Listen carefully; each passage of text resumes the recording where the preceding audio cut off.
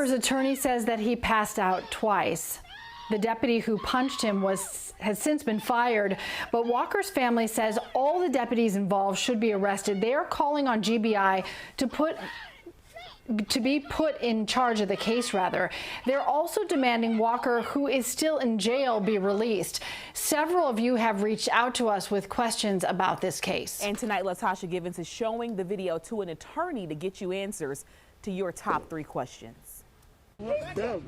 11 Alive viewers reached out to us wanting to know if a deputy can legally ask a passenger for ID when the driver is pulled over for a traffic violation. Attorney Page Pate gives his legal perspective. There's no law in place. It's a question of interpretation.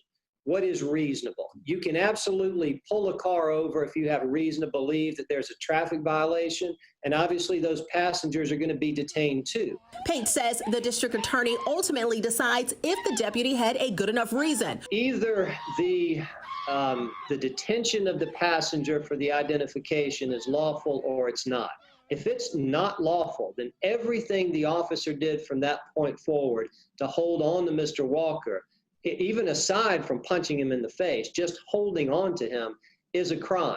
Another question, can Walker legally be released since the deputy was fired for excessive use of force?